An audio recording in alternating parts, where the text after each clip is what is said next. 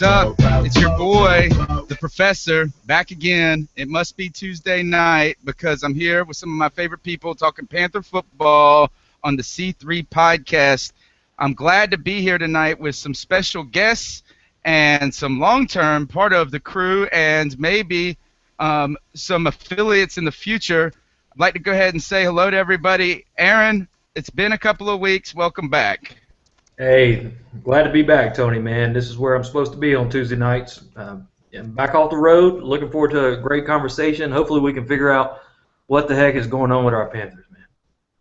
And maybe we won't have, are we having the audio breakdown that we had last time? Hey, I promise you a giggle-free C3 session tonight. How about that? I bet you we got more views off of that than we've gotten off of anything before. So we're glad to have you back. I'm also happy to welcome one of our, a friend of the show who's always been a supporter, but more so is a contributor and has a great voice and insight into the Panthers. Mr. T Money, a.k.a. Straight Facts. Today is welcome. Professor, back again. Hey, Because I'm here. I can hear it playing in somebody else's. Somebody's got a window open where the sound is looping right now. Special guests and some. So make sure you guys all your windows closed, folks. That was the problem last time. Is that somebody had an extra? Aaron, can you hear that? I can hear it. All right. So we're back. All right, Mr. T Money, introduce yourself. Hey everybody, it's Straight Facts in the building, aka Mr. T Money 1993 on YouTube. Make Carolina Panther videos. Also do videos for the TTC. That's about it.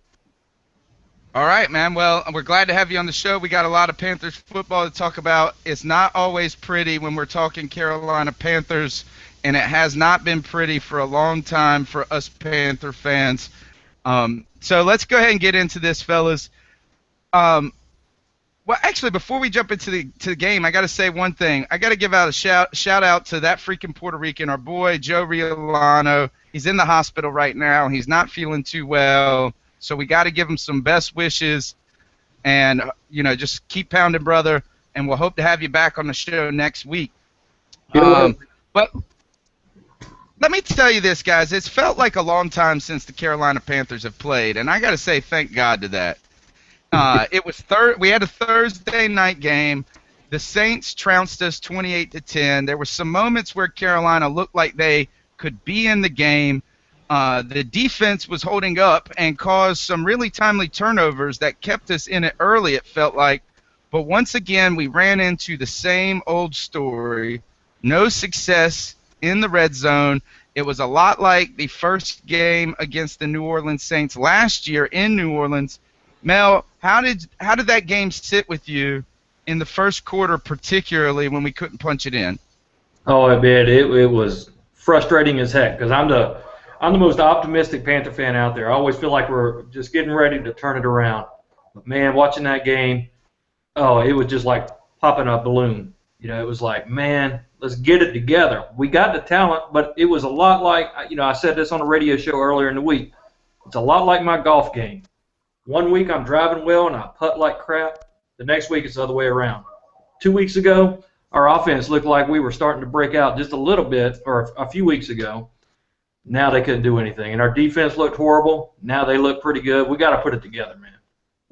I don't know if we have the talent. That's where I might disagree with you a little bit, is that I just don't know if we really have the talent. We did Straight facts. I don't know though. We didn't play teams that were particularly good. Tampa Bay's a mess. We destroyed Detroit. Yeah, I don't know. I haven't been particularly impressed with them.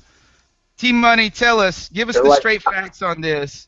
What is up with the Carolina Panthers, and what are the problems with this offense? With the offense, I think first of all, injuries is a big concern. When you got three of your offensive linemen who are already, not the best, injured, and you starting a guy from Canada, you starting Andrew Norwell, who pretty much was a practice squad player that we had to put on the roster. I And think he's a Canadian too. well, he may be. I just know he went to Ohio State. And then who was the other starter? Velasco, who is normally a rotational guy anyway. I mean, you're always gonna have a problem with that. Shula's play calling at times is not the best. I don't understand it. He'll run plays for D'Angelo that I think should be Jonathan Stewart plays, and he'll run Jonathan Stewart plays for D'Angelo, and I'm just like, and also execution. I mean, between players dropping the ball, Cam misfiring throws, Lyman totally missing blocks. I mean, everybody always wants to blame everything on Shula. The players got to do, I mean, whatever's called, you got to do it to the best of your ability anyway. Mm-hmm. That's about it. Yeah, the players have not showed up at all. I would say at all, but they have. I have not been on necessarily the Shula hate bandwagon, because it's not like I mean, they're just not getting it done. It's not that the plays aren't working a lot of times. They're just not finishing them or making them. Now, does that mean that he's the right answer? I'm not 100% positive about that. I don't know if we need to jump and make changes mid-season or something, should we say. But I will tell you this, is no one has yet to figure out how to best use Cam Newton. And there has to be, there's some sort of formula. I'm not saying I know what it is, but I think it has a lot to do with happiness. But if he is happy, he plays a lot better. So let's talk about Cam Newton for a second. Cam Newton looked bad for the second week in a row. I don't think the Carolina Panthers can win with him playing average, let alone below average, with a 40% completion rate the last 2 weeks. For the Carolina Panthers to win with the talent they have on this roster, he has to be great. He looked uncomfortable, and this is what Ron Rivera had to say about him: uncomfortable and pressing in this game. To win in a very bad way, and you know how he gets. He really does, and I think that the things that he tries to do is, sometimes he probably feels he needs to, and this is who he is. He wants to win in a bad way, and he thinks that he puts it all on himself. And one of the things he's going to have to continue to learn and grow on is that he's got to be willing to take a step back and put the ball in the other playmakers' hands as well. What does press what we're for him? How does that? What we're seeing is Cam Newton he seems to struggle when he feels that he has to shoulder the burden. And what is going on, guys, with Cam Newton? We've seen him struggle with fundamentals throughout his career. Tell us, T-Money, get in there and tell me what the heck is up with Cam Newton the last 2 weeks. Is it something with him? He doesn't look comfortable. His mechanics are all off. Can he get out of this funk? I think a lot of it is, like Coach Ron said, not trusting his teammates to do their jobs, which, I mean, really right now, can he? I mean, I seen Foucault in 2 plays in a row. The first play, Junior Gillette.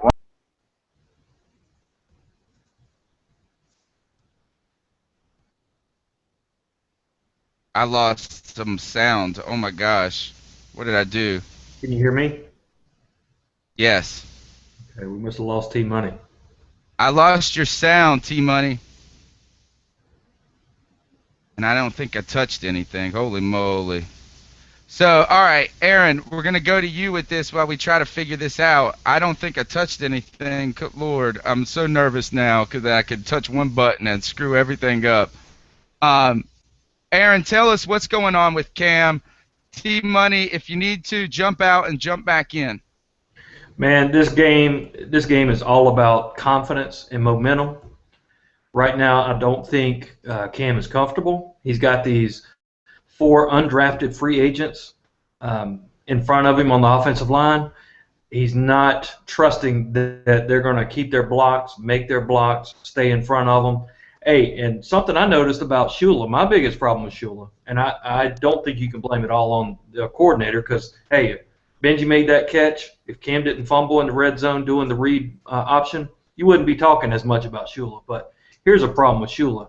We had Norwell and Foku starting on the left side, both brand new to their positions, brand new to the spots. When we brought in tight ends to help out blocking, where were they? They were on the other side of the offensive formation. They were over there helping out our right tackle. He gave no help to the left side of our line.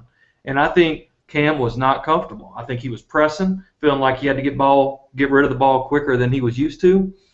And when he is not comfortable, man, it shows. His footwork slips. He throws it off his back foot, and it sails high, and everything goes downhill. All right, T-Money, give us a sound check. All right, can y'all hear me? Yeah, you're back in action. Good. All right, so you were saying that a lot of this T-Money had a lot to do with Cam Newton not feeling comfortable, not trusting his teammates. I think you can see that clearly with the offensive line, the lack of offensive line. But also, I mean, I don't think he should trust these guys. Like you were alluding to this, is that they're pretty terrible. And they were pretty terrible when the starters were in there. And we're going to get in this a little later in the show. I think this was a bad game plan to think that these guys could have played like this. But can Cam Newton play? Can he get to that level, T-Money, where he can overcome this type of play in front of him? Yeah, I think a lot of it is, I mean, besides offensive line, is even giving him better weapons. Because, I mean, the way it was last game, you had to have Olsen blocked because the line couldn't hold him. I mean, even with Olsen, they couldn't hold him. So that takes one playmaker away. Yeah. And you got a great corner like Keenan Lewis on Kelvin Benjamin. So it's like, where do I go now? Mm-hmm. So I think if you give him more options, that would help open up the offense. And another problem that I have with Cam, though, is he doesn't check down that often. Yeah. Like, I'd rather see, hey, we know our line isn't blocking. Let me get it out real quick to a back or to a tight end or something like that. I don't know why he doesn't. I mean, I know he really wants the big plays, I guess, more so he hold on to the ball. But I would like to see him check down a little bit more. Well, that goes back to him and that pressing that Ron Rivera and they were telling is that, he feels this obligation to win and to win on every play. And you can see it mentally in his face that he feels overly stressed out. And this is the mental aspect of the game that I'm a little worried about with Cam Newton, is that I'm a nervous Nelly by nature. So, like, when T-Money's audio went out, I was already panicking. So, I feel like I can relate to Cam Newton on this, is that I don't know if you ever can get that out of your DNA, man, is that you feel that urgency to win on every play, and the only way to get that out of him in some ways is to win. But one of the things that I think, though, is Cam has just been bad for the last 2 weeks, and we can't really – there's no ifs, ands, or buts about it. He has not played well. He's thrown a lot of bad balls. His timing has been off. He hasn't looked comfortable. And here's what Ron Rivera had to say about that in his fundamentals. Stop that. Well, they continue to work on his footwork, and that's a big part of it is keeping his left shoulder down, staying over his front foot, bending that knee as he delivers the ball. It's all part of his fundamentals. This is a kind of long and clip. again, it's something that he's just got to continue to push himself through. The footwork, perhaps right now, a little messed up because he's not sure of what's happening in front of him. That could be. I mean, the pocket could be pushed, and again, some of it could be him trying to make a play. Like I say, he could be getting ready to throw one ball one way, and all of a sudden he sees something open up, and then just turning, without really shifting or turning his body, moving his hips, squaring his shoulders to his target, stuff like that. So, again, it's him trying to make plays for us. Okay, so that's Ron Rivera talking about Cam Newton and his fundamentals. And I want to ask you this, Aaron. Cam has struggled with these issues throughout his career. We're in his 4th season, and he's still having problems with his footwork, still having problems with balls sailing on him. And I know we're about to get a lot on Twitter about that because every time we say balls sailing, people go crazy. But is this something that can he get better on these things, or is this just going to be part of Cam as a passer when it comes to the fundamentals? Well, I think the answer is somewhere in between, right? I don't think it's all one way or the other. Beginning of the year when he wasn't running and he felt a little bit more comfortable, the protection was there a little bit more. Man, he was throwing it up close to 70%. People were talking about he's evolved as a passer. He was a great pocket passer, pinpoint precision. Everything was great. His ankle healed up. He started running more. People in front of him started going down. His confidence went down, and the ball started sailing. So it's somewhere in between. I think that's always going to happen when things are not going well for Cam. But when he gets his mojo going, man, he's one of the best in the league, I still believe. There's something, and T-Money, you didn't like this when I said it on Twitter last week when we were talking about coaching, and you were kind of against what I have put out there about Ron Rivera potentially.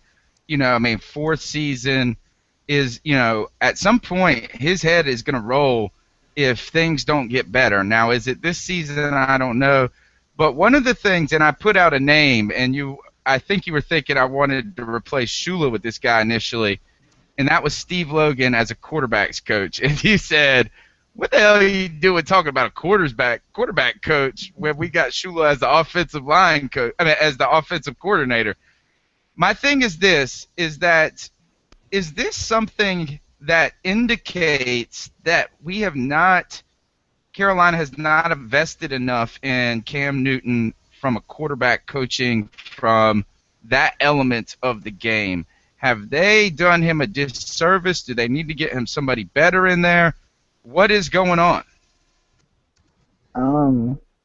I don't think from a quarterback coach standpoint, because I think him, Dorsey, and Derek Anderson is a nice little team, and that's part of why you bring Derek Anderson back this year, because he is a veteran. He is sort of like a quarterback coach along with Ken Dorsey. I think, honestly, it's kind of sad to say we failed them as a front office. I mean, look at every other young quarterback, the weapons that they have. RG3 has a Deshaun Jackson, a Pierre Garçon, a Alfred Morris. Andrew Luck has a T.Y. Hilton, Reggie Wayne. You just give him Hakeem Nicks and what's the young boy they got? Moncrief or whatever his name is from Ole Miss. Mm-hmm. Wilson has a consistent running back in Marshawn Lynch, and he's had Percy Harvin and Golden Tate. So I feel like we failed him from a front office as far as drafting. Now, I mean, can you really knock the whole taking Star and KK back-to-back last year? I mean, it worked for our defense or two of our great young players, but I mean, we haven't drafted, besides Kelvin Benjamin, a receiver that you can think of, hey, this is somebody that Cam can grow with for the next 5-10 years. We haven't drafted a left tackle who you can say is going to be a young left tackle, and him and Cam is going to build that connection. So I think we kind of failed him as a front office. I agree. I mean, we have not put a lot of weapons around him, or any, and the weapons we did put around him last year offensively were mediocre at best. The thing, though, that with Dorsey is that I don't know if just because people get along well, if that is an indication of somebody as the best mentor for Cam Newton. And I started looking at Ken Dorsey's bio. He played a couple of years in the NFL. He never really got off the ground as a quarterback himself. I know backup quarterbacks make great coaches, but his career has not been that. Overall, I think he played at Miami. I feel like that's right. Did he win a Heisman at Miami? Yeah, but that was when they were in the U days, when they were like anybody could have won the Heisman there. I mean, and look, his game didn't translate to the pros. He hasn't really had he's young. He hasn't had a ton of experience. I just wonder if this is that, are you, with such a big investment in Cam Newton, with such a huge opportunity, ready to take a chance on a guy who doesn't necessarily have the credentials and the proven background? Maybe I'm dumping on him. I know that he's like, what the hell did I do to you? But this is our investment. I think you reach. But I would disagree, though, because two of the greatest young head coaches in the league right now are the Hardballs, and neither one of them was a star in the NFL. Right. So I Right, mean, I but don't they really see it as also come that. from a football family. Now, I think Dorsey, I feel like he came from a football family too. I just don't know. I'm just saying this. Is there a guy out there potentially that could maybe coach him up a little bit more? And what we haven't seen is we just haven't seen the necessary improvement. I don't know. They said Mike Shula was a good quarterbacks coach. Yeah.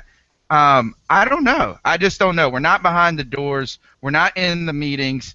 I just feel like this is that if you don't put, it's like having a Lamborghini and not parking it in the garage.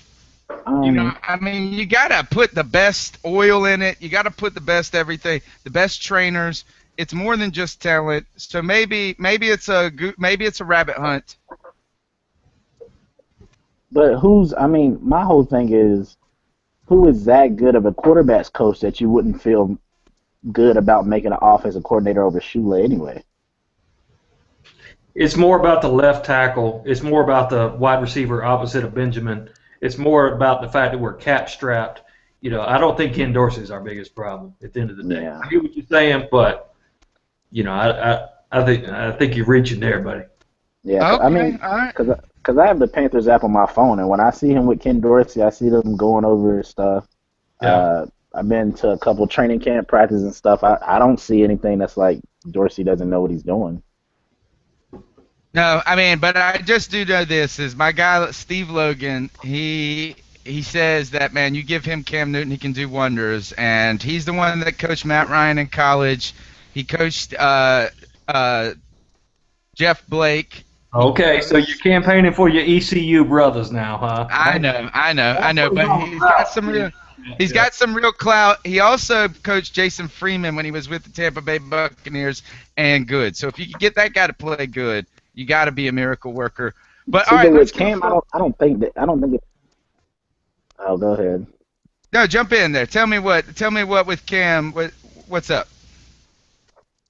It's not that I don't never see that he doesn't know the fundamentals. I see more so when he's pressured, his fundamentals will kind of they won't be there. Normally, when I know Cam's gonna throw a good ball, he comes out and he does his little, I don't know, it looks like he's hunching over pretty much, and he does his shoulders down like that, and then he comes up and throws it. When Cam is getting pressured, I seen a lot of balls that he was just using his arm. He wasn't using his feet at all. I guess because they were up in his face and he was just throwing it arm. And when he throws it with his arm, he throws it harder, and his receivers was dropping the ball. Or he was hanging guys to dry like that. Throw to Cotry. If he has good footwork, he can deliver that ball to Cotry, and he maybe can score it. Because they But were on the that's the three. I agree. It's not that he doesn't know the fundamentals, but here's the thing: is that he's inconsistent on the fundamentals, and this has been the story of him. It's always been him throwing off that back foot because he's been able to get away with that cannon of an arm for so long. And when he steps into a throw, he is an accurate passer.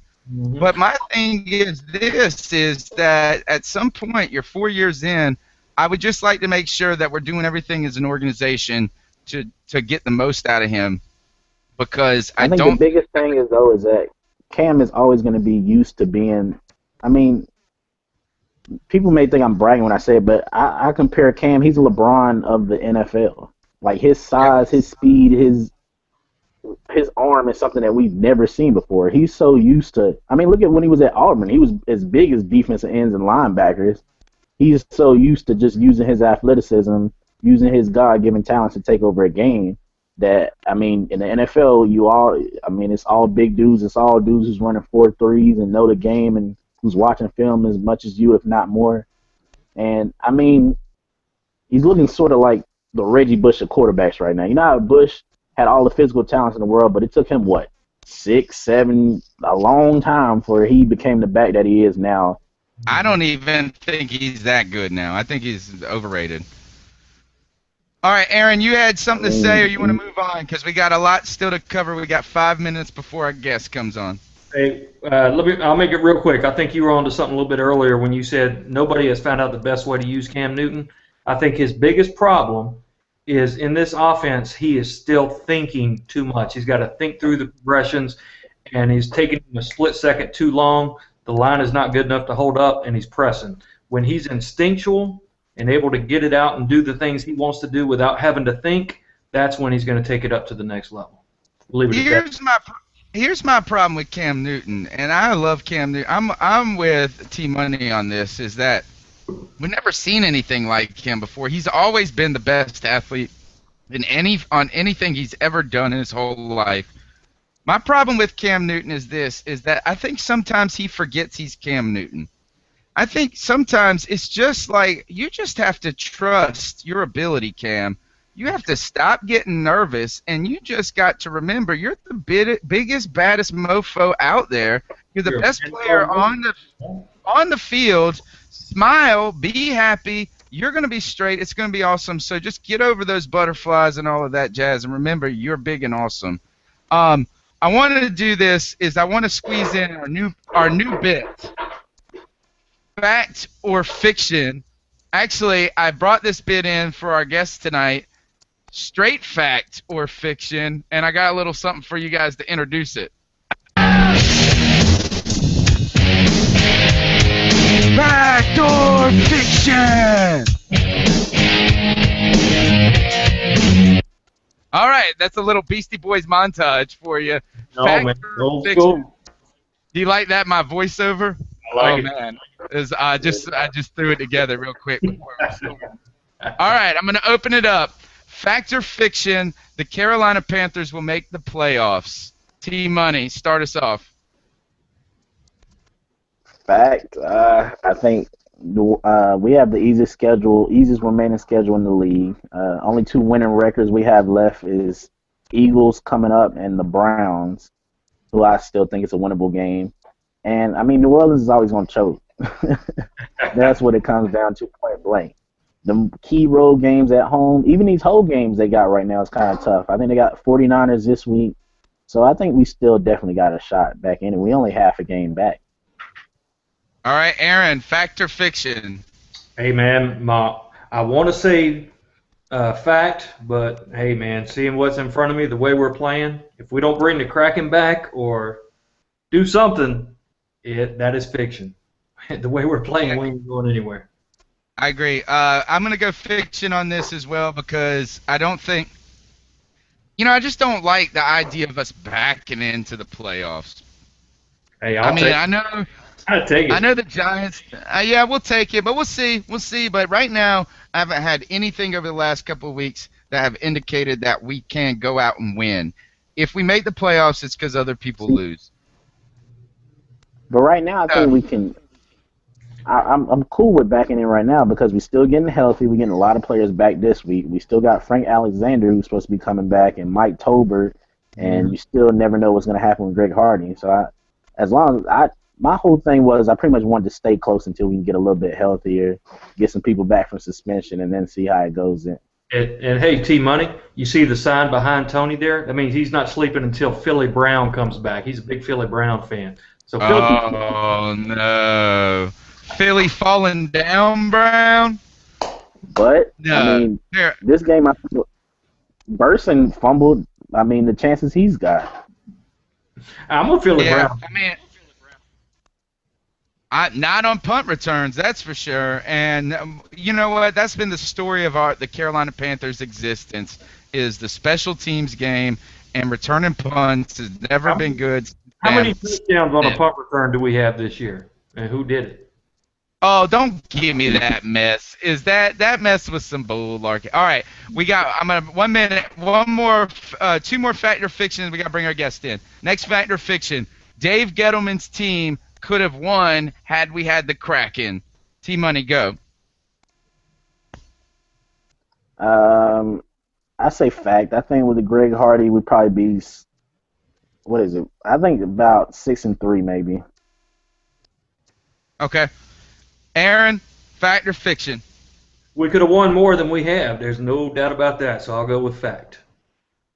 I'm going to say friction. Because I think that, really defensively, it would have changed us entirely. But our offensive line is so atrocious, even with a healthy Byron Bell and a healthy Nate Chandler. I don't even want those dudes. Yes, I want them more than David Foku and all these other scrubs, but none of these guys would start on another team, and it's tough to win when you can't win that battle. But I think we do win a couple of those. We certainly would not be giving up 27 points a game. That's for damn sure. All right, last fact or fiction. If the Carolina Panthers continue to slide tremendously, Ron Rivera is on the hot seat at the end of the season. Team money, go. I'm gonna say fiction. I think. Well, he might be on the hot. I don't think he gets fired if we don't make the playoffs. Honestly, I mean, with the injuries we've had this year and Hardy's situation, Frank's situation, I don't think he would get fired. Plus, he just got that extension, and Carolina Panthers is kind of known for being kind of cheap. It's not too many times we've given people money for free. All right, jump in there, Aaron. No, I'm going to say that's fiction, man. I think Riverboat Ron is around for a while. Oh, wow. I hope so.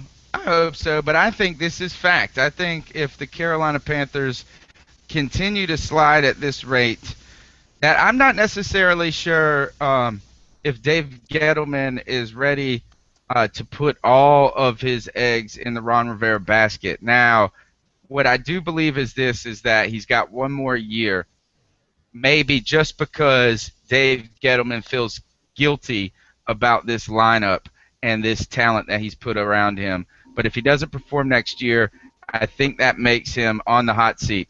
So right now what we're going to do is welcome our guest, Philadelphia Eagles analyst, Cyrus Nacer. Did I pronounce your last name right? Yep. Nice. Welcome to the C3 podcast, and tell us a little bit about yourself. And I believe you write for, or you work for Pro Football Spot, correct? Correct. I've been taking a little break since I was lucky enough to have a kid this summer, but I've been writing for Pro Football Spot for about a year now. You can find me on Twitter at Cyrus Nacer. Awesome. I've got 3 youngins, man, so I feel your pain. Yeah. Is this your first child? That's what I got to say. Yes, it is. Okay, you know what I got to say about anybody that's got one baby? That's a hobby baby. Yeah, no kidding. have 3 of them mugs. It's like a 12-man. It's like 10 full-time jobs. But all right, what we want to do is we want to jump in and look forward to the Monday night matchup. Carolina Panthers going to the Eagles. The Carolina Panthers have been really just not good. We've been bad for the last couple of weeks. Things have not. We just haven't been able to put it together. So what I want to ask everybody on the panel tonight, and we'll just kind of do a round table to start off, is do the Carolina Panthers have a shot at winning this game on Monday night in Philadelphia? And we'll let you start off, Cyrus, and tell us your thoughts, how you feel about the Carolina Panthers coming to Philly. Well, to start off, I definitely think they do have a chance. I think Kelvin Benjamin is an absolute beast, and if he can find a way to catch those balls thrown at him in the end zone like he didn't last week, then I think the Panthers have a chance. And Cam just has to work on some accuracy issues. But the Eagles' defense, while watching it as a fan, they look really good. They got the big plays, they get the turnovers, they get the touchdowns.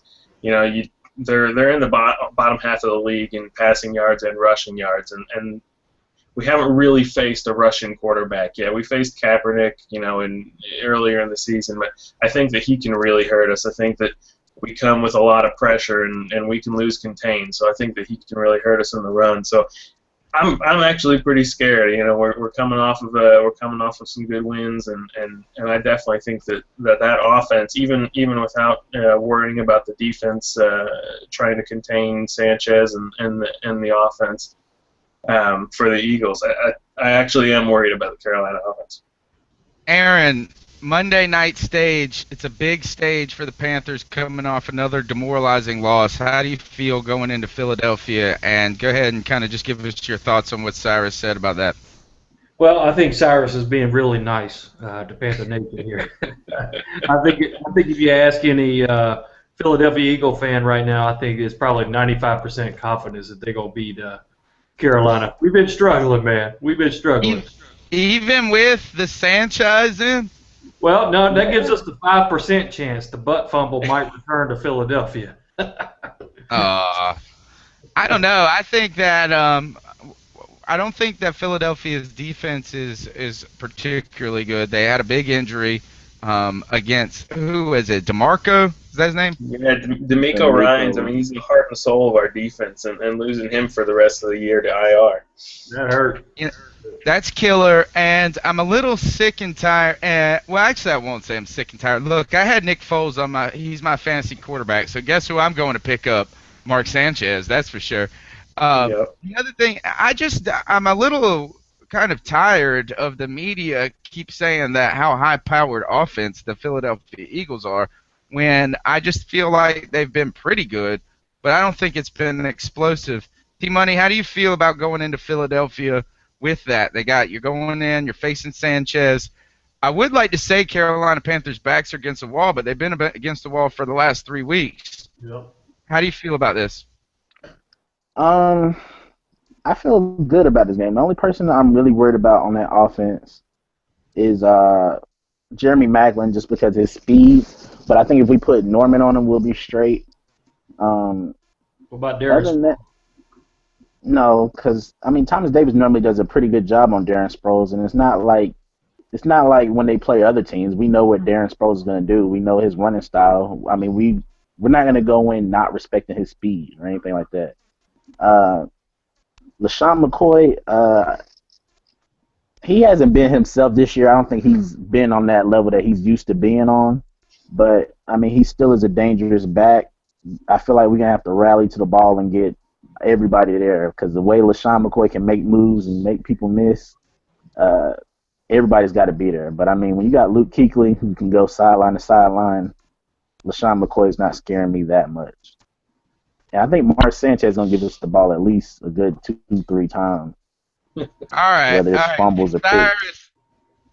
Tell us about this. Tell us, first, tell us why LaShawn McCoy has disappointed so many fantasy teams out there. And the next thing I want you to answer after that, and you can just roll into it, are the Eagles really that much worse with Sanchez at the helm? Well, LaShawn McCoy, in my opinion, he's suffered a lot from the lack of Foles keeping the ball on the option. We used to run a lot of the option last year, and even though Foles can't run worth a lick, he still kept it and would get 4, 5, 6 yards on a quarterback keep. So LaShawn McCoy is. Now the defenses are just keying in on him on those options because they know Foles isn't going to keep it. And let's be honest, Sanchez isn't going to keep it either. So that combined with the offensive line problems, we had, I think we started the season with 2 of our original 5 starting offensive linemen, with Lane Johnson out, Evan Mathis out early. Hermans and Peters were the only ones left. Kelsey was out too, but now we're getting everyone back. Kelsey's back. We're getting Mathis back this week. We're losing Hermans to a bicep injury for the rest of the year. But we're up to 4 out of the 5 linemen from last year. And Matt Tobin's been arguably better than Hermans this year, who's going to be replacing him. So I think the outlook does look good for LaShawn McCoy going forward. If I were in my fantasy leagues, I'm trying to get him from whoever has him right now, because I'm trying to buy low, because I really see him taking off from here on out. Hey Cyrus, who drafted Evan Mathis? That would be us. Really? Sorry to let him go. Oh man. Yeah, he's a good player. I'll admit, I'm glad we got him. He's been great. Good player. Hey, I got a question for you, man. Yeah. You see our Twitter feed up at the top? You see who's been tweeting? You see a young lady named Tammy Carr up there. She's in a predicament, right? She's a big-time Panther fan, big-time C3 fan. She's heading up to Philadelphia on business this week. and she's got tickets. She's going to the link. She's going to the game, and she's one of the most rabid Panther fans out there, and she's wanting to wear her Panther gear out there to the stadium. A lot of Panther fans have been saying, hey, don't go there, Tammy. We love you too much. Don't do that. And tell us your opinion. Is it safe for a foreign fan to come into enemy territory wearing their gear? I'll be honest. I think that Tammy's gender is going to help her out here.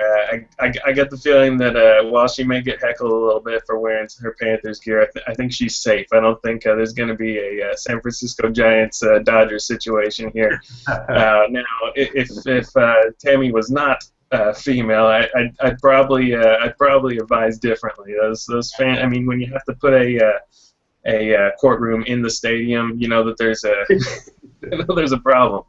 So yeah, that's messed up. That's messed up. I'm sorry. The fact that your opposing team can't travel there without being afraid of somebody throwing a battery at them is like Santa Claus. Yeah, not even Santa Claus can go there. That's messed up. But tell us, Cyrus, are the Eagles any worse with Sanchez at the helm? You know, if you ask Jason Peters, he didn't even realize Sanchez came in. I don't know how much I believe that. He said that he just turned around to celebrate the touchdown and he saw Mark instead of Nick. So I don't know how much I buy that. I think that Foles has been struggling this year, so and Sanchez looked really good in the preseason. He came in and stepped in pretty well in last week against Houston. But Houston, let's be honest, Houston isn't a great team. They're not going to be in the playoffs. So, you know, putting up the good numbers that he did against them isn't really warming my heart. So I'd like to see it another week. If he does well this week, then for sure, I think we're going to be good. But just because of Nick Foles' struggles this year, I think that we're probably going to be okay. I think we're going to be, we're going to benefit from Sanchez's experience, and he's actually going to get the first team reps this week, and we can game plan with him. So I think we'll be okay for the rest of the season. I still think we're going to make the playoffs with Sanchez at the helm, and I wouldn't be surprised if we kept him at the helm for the playoffs, even if Foles comes back. He did take the Jets to the AFC Championship 2 years in a row. So Whoa. He's got that playoff experience. Well, T-Money, Jump not in there, T-Money. Yeah, no, T-Money, tell us why you're skeptical about the Sanchez. As far as that whole point about the Jets, Rex Ryan's defense took them to 2 AFC Championship games. It wasn't Mark Sanchez. But anyway, Mark Sanchez didn't play a lot last week, but he still had, 2 interceptions last week? A lot of people talk about one was his fault. One was a tip off the receiver's hands. But yeah. A lot of people talked about how good he was. You always look better with a win. But, he had, 2 touchdowns, I think, and 2 interceptions. And as far as your point about the preseason, Jimmy Clausen looked good this preseason. And Carolina Panthers fans will tell you how bad Jimmy Clausen is. Good point. So I just feel like Mark Sanchez, once we get some pressure on him, I feel like he'll kind of fall apart.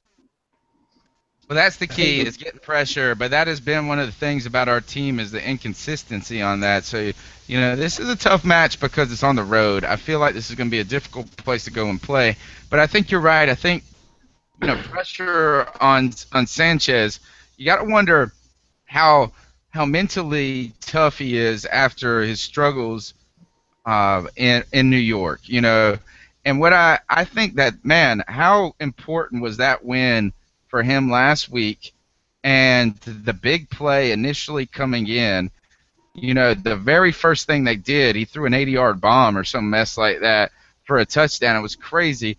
What that did to his confidence and his mentality, you can't put a value on that, because we've seen how many quarterbacks have just been mentally broken from tough struggles in their past career. And I'll throw out one, since we're throwing out old Carolina Panther quarterback names.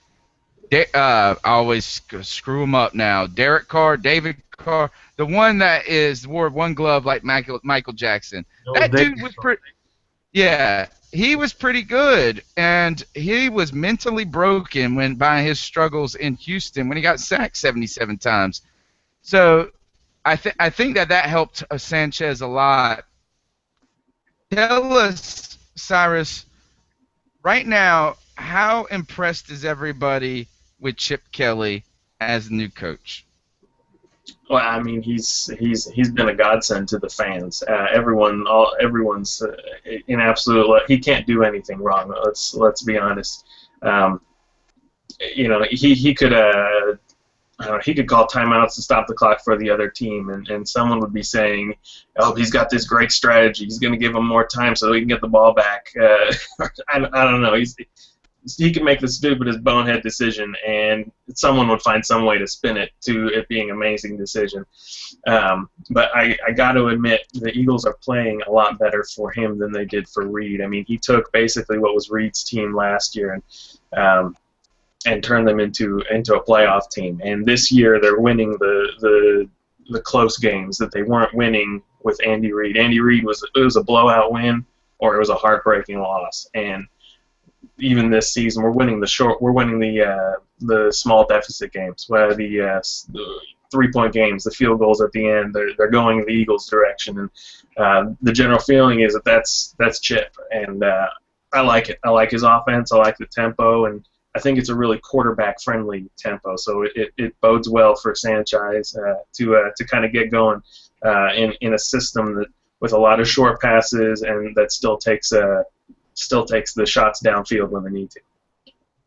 Yeah, I think that's something you guys got to really hang your hats on as a team this year. Is everybody expected you guys to be putting up insane amount of points, and really you struggled in your first in the first 4 weeks, I would say. And when I say struggled, your record didn't show it, but you had some tough wins in there. And I felt like that's always important to an organization, to where you can kind of just grit out that time of your season where things aren't going well.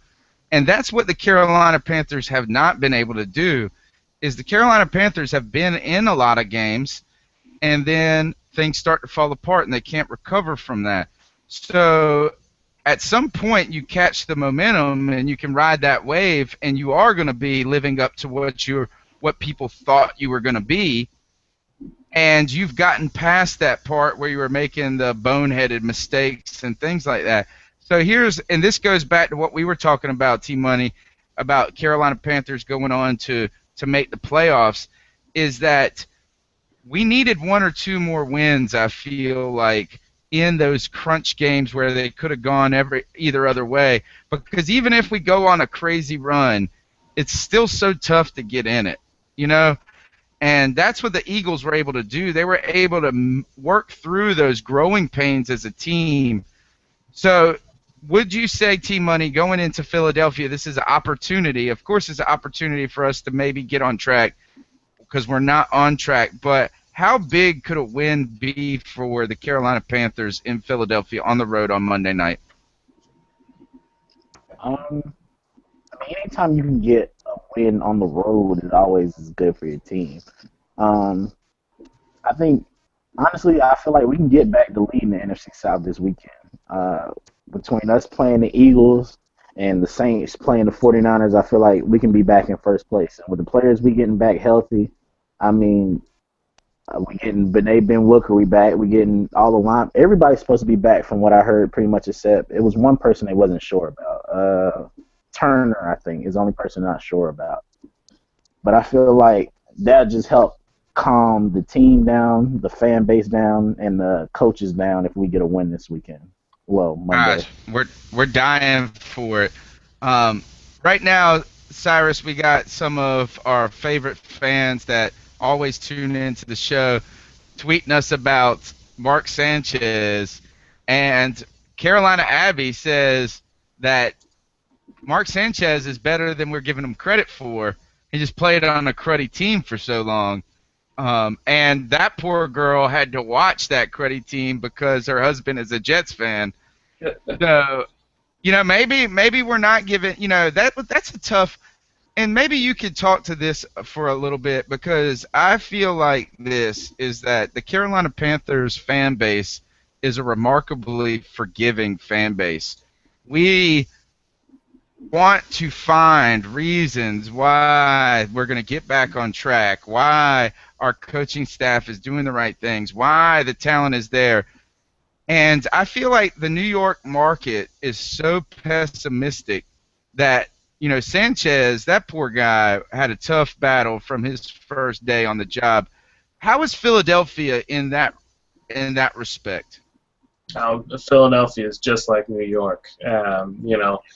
Foles was 24 touchdowns and almost no interceptions last year, and this year he has a slow start in his really his second year as the starting quarterback. He had some games before that, but people are talking even before Sanchez comes in. People are talking about benching him for Sanchez just because of his inaccuracy he's had this year, and which contributed to all of those close games in the beginning of the season. But Philadelphia is exactly like New York in that regard, where it's what have you done for me lately, and we'll turn on a quarterback quickly. I don't like it.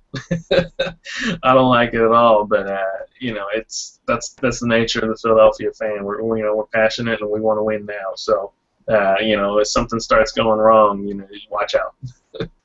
Yeah, I seen an article today saying that the general manager and Eagles organization isn't really sold on Foles, and they're not interested in signing him long term after this season, before the injury. So. And it wouldn't surprise me at all. I mean, if you've watched him, the first couple of games, like I said, they were close because of him. I mean, if you look at his stats, in the beginning of the season, you probably couldn't tell if you just look at the total of the game. But if you watched his incompletions, he's skying the ball about 5 yards above his receiver. It's just hanging the ball up there, just waiting to be intercepted. And, completely throwing 5 yards behind the receiver. It was bad looking. So he's kind of settled down since, but he's definitely not been the same Foles that he was last year. Last year he would take the sack instead of trying to force something, and this year he's trying to force something. You can see those interceptions going up, and his sacks have come down, but I'd rather keep the ball. You know what I mean? So, I completely agree with that. You think any of that is as far as losing Deshaun Jackson, though? One of those security blanket? I feel like he stretched the field out a lot. But I feel like that's what we're starting to do with Jeremy Maclin now, is stretch the field out a little bit more. I think he's had a 20 or 30-plus yard reception in each of the last few games, so it was starting to happen. I think that Foles was just missing Maclin on the long balls, and maybe that's just maybe his more it's hard to outthrow Deshaun Jackson. It's not quite as hard to outthrow Maclin, though he is pretty fast himself. He's not Deshaun Jackson. You're right. So I think that a lot of the deep ball woes were not having Deshaun stretching it out, and you just kind of launch it and let him run under it, and you can see that in with Colt McCoy throwing to him last week. You just kind of launch it and let Deshaun go. So. Yeah, I would say letting Deshaun go does have something to do with that, and we've been throwing a lot more short passes. But hopefully this trend towards using Maclin deep will keep going, and that's going to make me happy. I agree with you, just not this week. He's on my fantasy team, so I love him, but just not this week. Well, I got Kelvin Benjamin on mine, so I love him too, but I'm really hoping not this week. Well, I want to ask you a question about a rookie, since we have been, the Carolina Panthers, the fan base has been so high on Kelvin Benjamin, and he had such a hot start. Now, he struggled a little bit as of late catching the ball in some important situations. I'm going to go ahead and say this. I was not happy with the pick when it came out, because I had taken so much flack about taking the best player available. And I felt that our organization went with need rather than best player available at that moment. It really didn't have anything to do with Kelvin Benjamin as an individual, but what I was hoping for, or I thought we could get away with, is potentially trying to snag Jordan Matthews in the second round, who eventually went to the Philadelphia Eagles. I think he went a little bit even higher than I expected him to go. How have you guys been? Have you been happy with Jordan Matthews? What is the potential of him? Tell us about what Carolina Panther fans thought we could have had. Well, yeah, I think he went to school down in Vanderbilt, so I'm pretty sure you guys are fairly familiar with him, and I love him. I saw the film on him. I saw the day he would just take over a game in college, and I'm excited for that to come to the NFL. I think it can, and he keeps getting his snap counts up.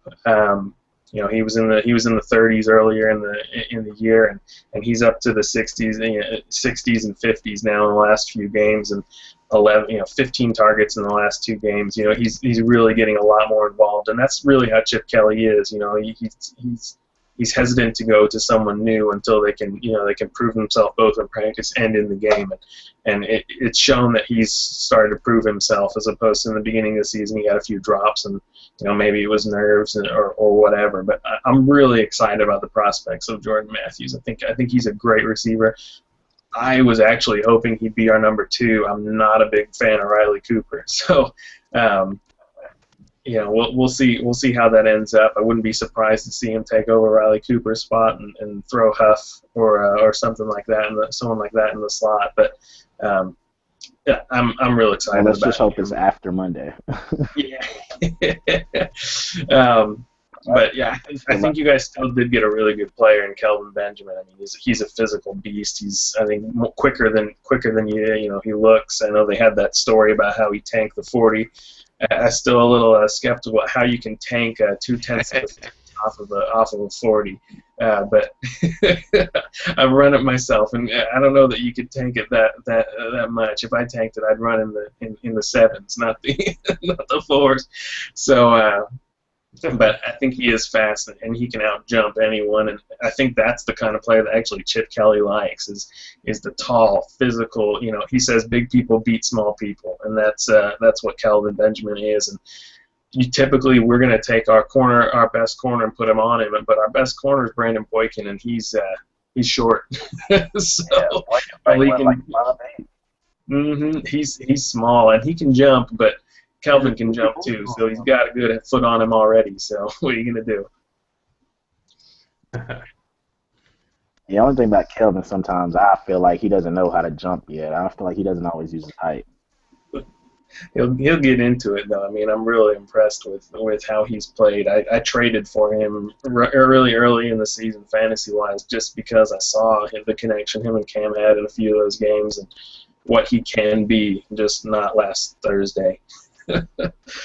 Yeah, I think we're all been more impressed with him than we could have imagined or expected, and I think that this is where Gettleman made the good call, is that we have such a void of talent on our team and the receiving core, is that we didn't really have the time or the luxury to develop a guy like Matthews. We needed a guy that could come in and be a number 1 from day one, and we've asked Kelvin Benjamin to do a lot from the beginning. So I think we can be a little forgiving when he hasn't been perfect at all elements. T-Money, do you have a question for Cyrus? I felt like I cut you off at one point. I don't think so. I think I asked a couple ones that I had. Right, well, I guess I do now. If y'all not going to put Boykin on him, who are y'all going to put on him? I've heard they said Carroll maybe, but I don't know. If you're putting me in Billy Davis's spot, I'm putting Bradley Fletcher on him. I think Kerry Williams does a little bit. He's a little bit too tendency towards pass interference instead of good coverage. And it seems like the blown coverage is where the big plays end up being on his side, even though it's sometimes blamed on Nate Allen. I feel like a lot of it goes towards Kerry Williams. So I'm really hoping they put Fletcher on him, and I think Fletcher's bigger, and I think he's capable of being shut down. He's not a Richard Sherman or Darrelle Revis or anything like that, but I think he's got the skills to at least do well enough to contain him for a game. Aaron, I don't know you if you want. got any last questions? Because I have something that might run you off the show, Aaron. A little surprise before we do our ice up picks and also our game picks of the week. So you might want to ask Cyrus a question before I run you out of here. Uh-oh. Nah, man. I'm good, man. I'm impressed with your depth and knowledge of your team there, man. I think the key to the game is Benny Logan and Fletcher Cox. If they take advantage of our offensive line, it's going to be a long day. Cam's going to be struggling, but those guys are going to be the difference in the game. Hopefully, we'll come out on top. But best of luck to you the rest of the way. No, I agree completely. Cyrus, this is what we got going is that we do something.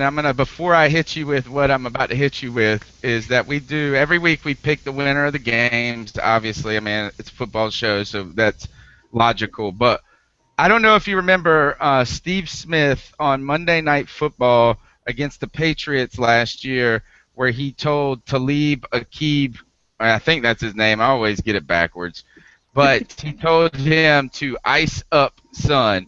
And so what we do is we issue an ice up son pick of the week each week, where we tell somebody, it could be somebody in football, it could be somebody in the Twitter world, it could be a coach, it could be even somebody in your personal life, for all I care, where we tell them to ice up. So if you would like to participate and offer an ice up pick of the week, we're going to get to that. But before that, I want to ask you this right here. Have you ever heard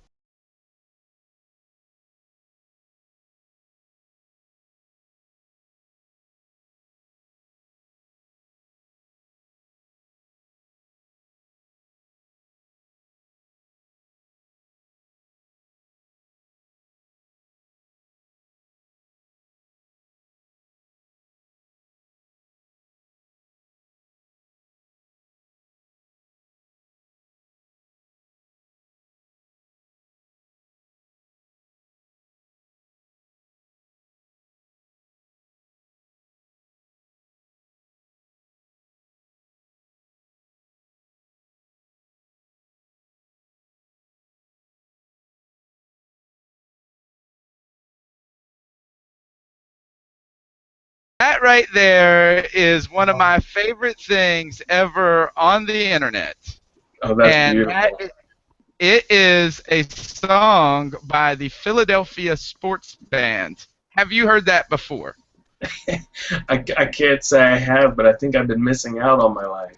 Oh, man. Oh my Lord, I'm going to go ahead and tell you what you need to do tonight when you get off this show is go on to Spotify, because you can get his whole album there. I seriously think this guy does this for every team, but he does it for the Philadelphia Eagles. It's called the Philadelphia Sports Band, and he has the Jason Avant song is the best one, but the Ronnie Brown song is pretty awesome as well. Oh, goodness. There's a Mike Vick song. He does baseball. It's amazing. If I could just get a jingle for our show like that, it would be awesome. So I'm so excited right now. I'm telling you, Jason Avant, he's got great hands. He's an Eagle. He has not necessarily had great hands for the Carolina Panthers so far. Yeah, is the sure-handed guy. All right, so let's jump in and let's do our picks first, and then we'll finish the show with the ice-up picks of the week. T-Money, who you got coming out of this game? I mean, of course, the Carolina Panthers. You don't have to ask that part. But is that the homer in you? Monday Night Football. I'm gonna say 24-17. Carolina Panthers on the road going into Philadelphia into a hostile environment where you can't even wear a damn opposing jersey, or else somebody's going to go to prison over that mess. 24-17. All right. We'll go to Cyrus on this. How you feel about your chances? What do you think about this game? Well, I'm going to give you – your offense has been struggling recently. I'm going to give you guys the bounce-back game for your offense. I think it's going to be a high-scoring game. I think it's going to end up being let's go with 34-24 in favor of the Eagles. I think you guys are going to get some offense going, but I think we're going to have too much. Aaron, jump in there and tell us what you got. Hey, man, my mind is telling me that Cyrus is probably right, but I'm going to let my heart overrule tonight. I'm going to predict butt fumble number 2 happening in Philadelphia, right? So I'm going to say that the Panthers are going to pull it out this week. Cam's going to return. The Sanchez is going to fall on his face. It's going to be Panthers 27, Eagles 17. That's a pick of my heart, I do admit. I got you. I've been doing that all season long, and all I've done is had a broken heart. And all I've done is, except for a couple of weeks, every time I don't do it, man, T-Money be all over my ass talking about, can I get you a damn fan card back? Yeah, that first week I bought into all the hype, and some of it has got to do with superstition. But I will say this, right now the Carolina Panthers are 6-point dogs to the Philadelphia Eagles, and rightfully so. The Philadelphia Eagles, what's your record right now, Cyrus? 6-2. Yeah, is that if we weren't dogs on the road by a touchdown, there would be something wrong with this world. I will say this, the Panthers cover, but they do not win. I say 24-23. The Eagles win this game. Unfortunately, I want to say that the Carolina Panthers are going to bounce back, that there is no choice in losing. But guess what I said? Like, there's no option for losing. But I said that last week, said that the week before, and the week before that too. And it's just been a long road. So you can call it superstition, you can call it my head. Whatever it is that right now I need the Carolina Panthers to win. I just don't know if it's going to happen. All right, it's that time, folks. If we go on, Go ahead, T-Money. Did we lose his audio again? Oh, no. Uh-oh, we lost your audio again. Jump out and jump back in while we do our iced up picks right now. And this is what I got for you guys. Let me see. Hey, Cyrus, you'll like this. Is just all of a sudden, when we started our show, and you know Joe Riolano, that's how we got hooked up with you, is that when we started our show, me and Joe started it as the halftime hangout, and it's been rough. We have slowly been trying to integrate new aspects to the show, and now I can even do mess like this. And by the way, I made this image on Photoshop. It was my first super image I ever made on Photoshop. Notice the little Steve Smith in the corner. You probably can't see him because of the... But this is time for the ice up picks of the week. And I'm gonna start off here. I'm going to start off with what I think, if I can get my camera back up, is that my ice up pick of the week goes to Cam Newton. And a lot of people are going to be like, oh, give me your fan card back, all of this. But this is what I got to say. Cam Newton, I love you, brother. You've been my guy. I still have faith in you. But we cannot win when you are anything less than great. And this is why I'm going to tell you to ice up, son, tonight, is that it's time for you to remember you are Cam Newton. You are the greatest player on the field at all times. You're the most beautiful athlete ever to grace a football field, and just remember it and relax, like Aaron Rodgers says, and just embrace your greatness and stop being nervous. So this goes capris? What's that? Is that even when he wears his capris? Now, you're right. He's not beautiful at that point. He just looks damn silly. But this goes to you and your capris, Cam Newton. Ice up. All right. Who wants next? I'll take it. I guess I'll step up and go if y'all can hear me. Yeah, go ahead, T-Money. I guess I got two. One isn't even football, but first one is Jimmy Graham for that hit he took last week from Thomas Davis on that interception. The interception that DeJuan Edwards got. And I guess Thomas Davis just tried to He took out his anger on Jimmy Graham.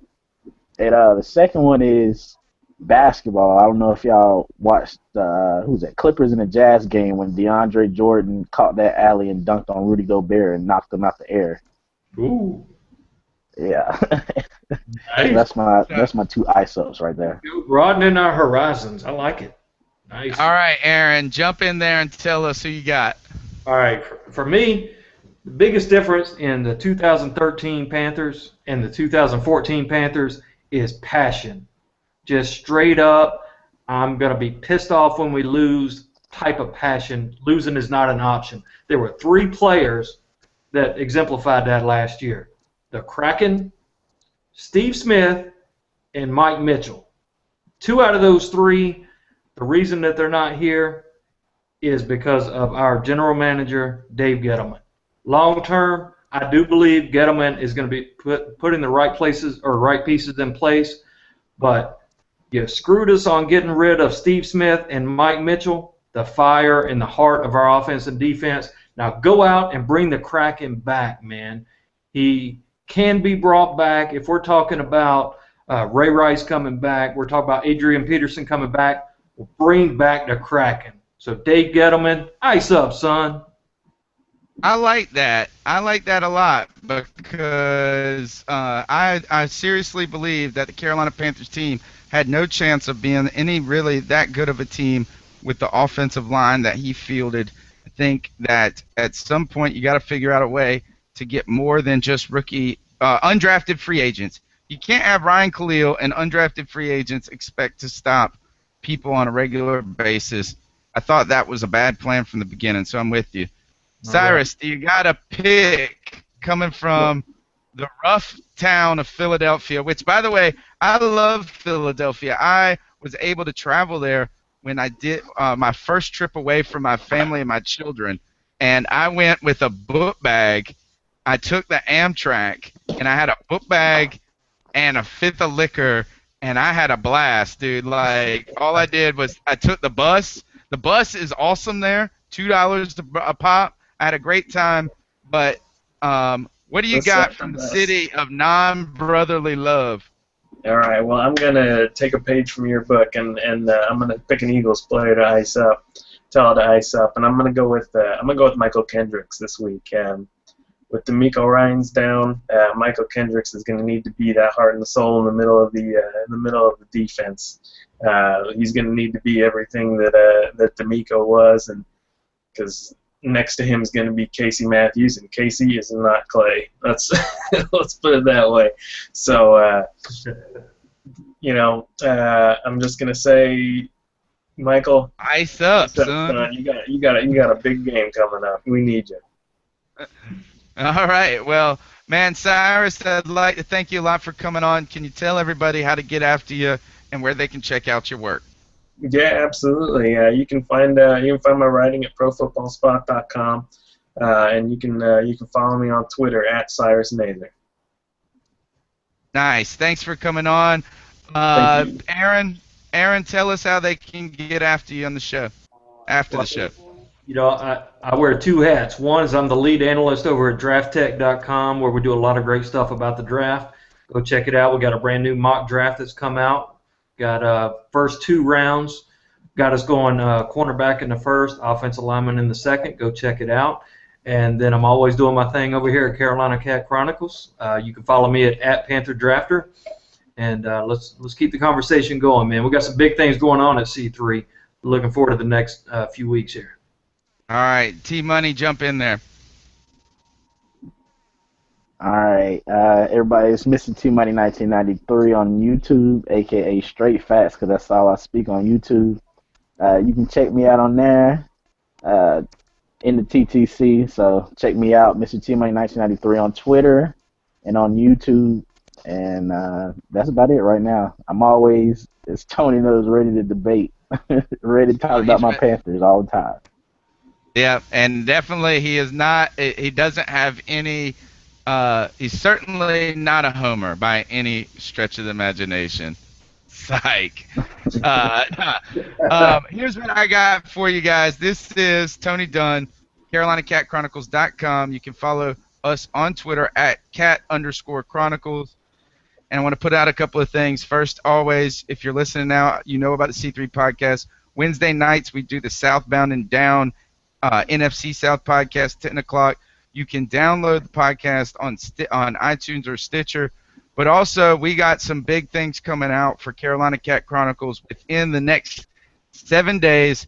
So, folks, our big fans, the people that read our stories, that check us out a lot, we got a big upgrade coming to you guys that's going to make us, put us into the professional world. So stick around for that to come. We're going to debut it by the end of the week, hopefully. I got to go to a conference next week, so I might not even be in my own podcast. So with that said, check us out. Follow us on Facebook. You know where to get after us, and you can hit us up with this. We'll just say goodbye.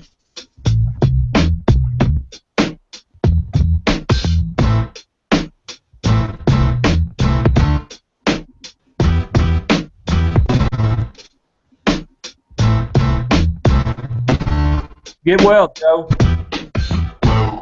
Yeah. Yeah, Joe. This goes out to you, brother.